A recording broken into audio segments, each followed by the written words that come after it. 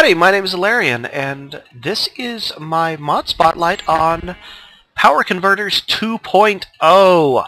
Power Crystals is an old modder from the before time who had written an awesome power conversion mod for transforming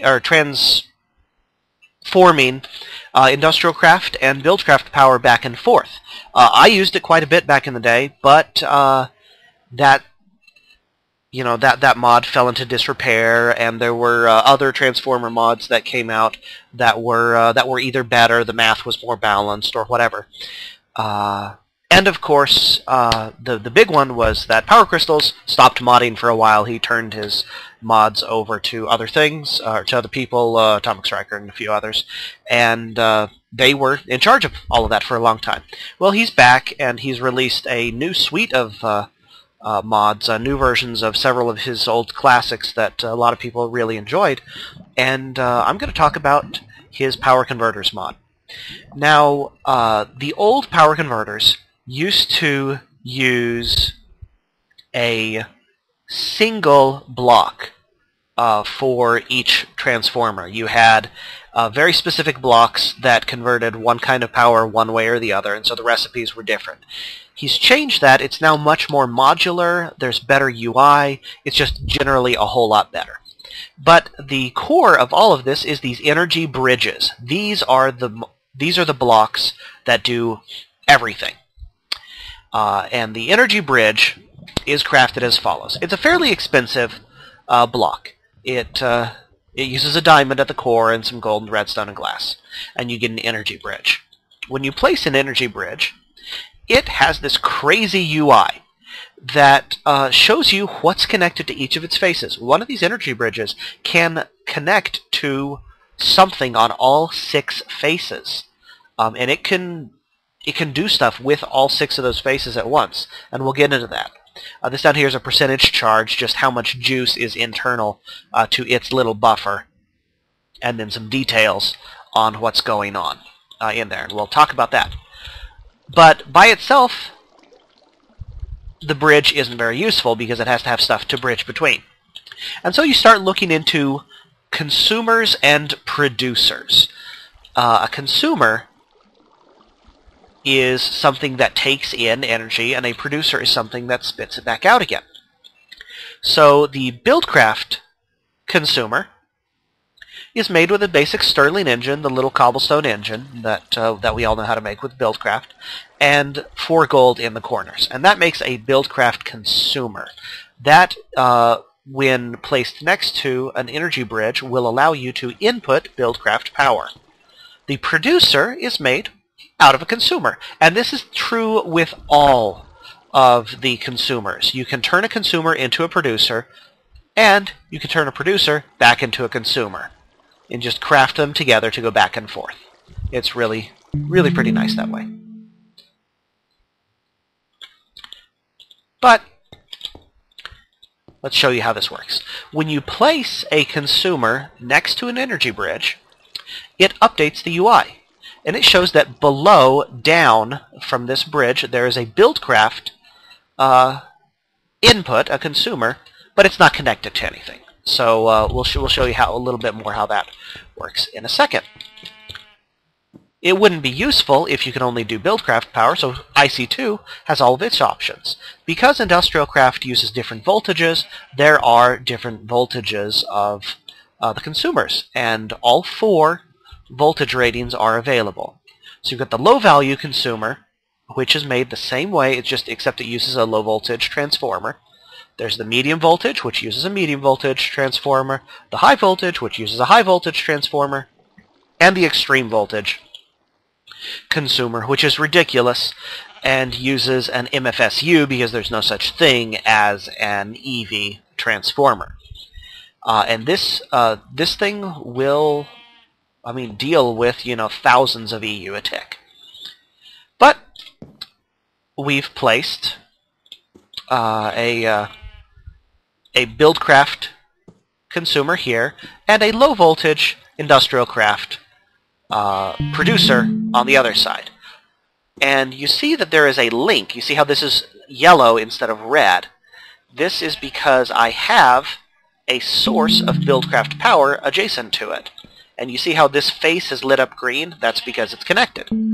Over here is a Stirling engine with a piece of coal in it. I'll flop that switch, and it will start producing energy. And we see these little blink, blink, blinks happen. But there's nowhere for it to really go right now because there's no link on the output. So let's go ahead and pop a piece of copper cable down there. And now you see how it lit up green up to the bat box, and there's energy in the bat box now because it took that charge out, and now they're both yellow instead of red. And now when I turn on this coal burning, what we're going to see is we're going to see the UI flicker a little bit. It pulses out, and it's sending out low voltage pulses, 32 EU a tick. So we should see chunk up by 32 every tick because it's a low voltage thing.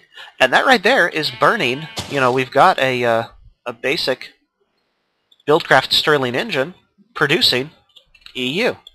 Obviously, it's cheaper to just build an industrial craft generator for this case, but this is a demonstration. So we can show you how. The next step. But the coolest thing about this mod is that it's not just industrial craft to Buildcraft and back again. He adds 2 other power, well, 1.5 other power systems. He adds support for universal electricity, and he adds support for dealing directly with Railcraft Steam. Railcraft Steam isn't really a power network. It's a type of fuel, but whatever, it works. So what I've got here is the universal electricity, low voltage, medium voltage, and high voltage consumers. And these recipes are just a hair different. Because in basic components for universal electricity there's only one kind of battery box and there's no transformers, the recipes that he's using are a little bit different. He's using iron and a battery box for the low voltage, gold and a battery box for the medium voltage, which is really the normal universal electricity voltage, and he's using diamonds and a battery box for the high voltage consumer.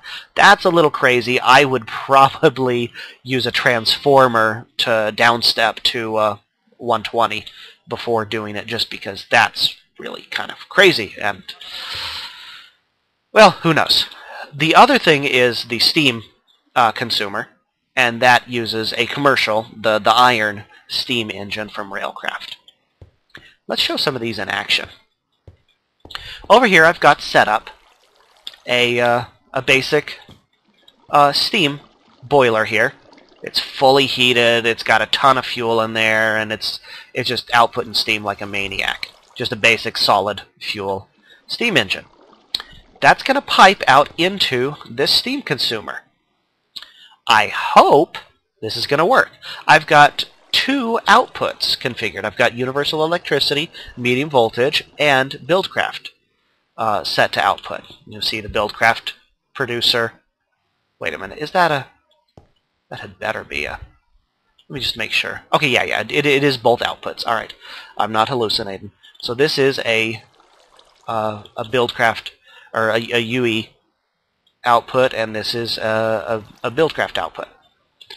So when I flip that switch, it's going to dump the steam in here. This will start converting, and it should be splitting both ways. And we should see the universal electricity go out this way, and the Buildcraft power go out this way. I'm going to set this Buildcraft power to not output right now, so we start catching it, so we can see it store up a little bit. So let's go ahead and throw that switch, send the steam down the line. And this is starting to chug. And sure enough, we got some, we are outputting some, looks like it's only outputting the universal electricity side. So not entirely sure. Oh, there we go. Okay, now we're starting to get some Buildcraft power output. It's a little bit confused doing it both ways at the same time, but it's working. And we are building up quite a bit of Buildcraft power here. I've also got over here, so if we see this battery, we see sure enough there's totally megajoules going in and out of this thing. That battery looks like it's actually... Did it fill it up already? Yeah, we're dumping out quite a bit of steam here, so it's really producing quite a bit of energy. Because that's a lot of steam. It's coming off of a thermal expansion liquiduct, and it can convey quite a bit of energy. I've also got set over here, just to show that you can use two inputs into an output, I've got a universal electricity medium voltage input and a Buildcraft input into a single IC2 medium voltage output. And once I connect this link here, this should start. We've got that out.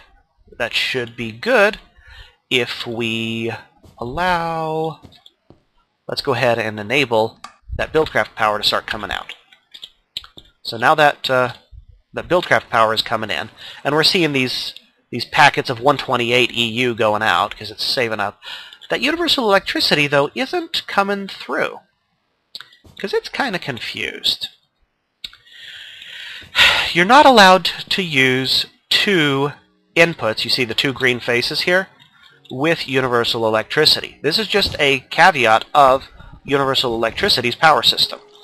All UE machines have a single black output side or red input side.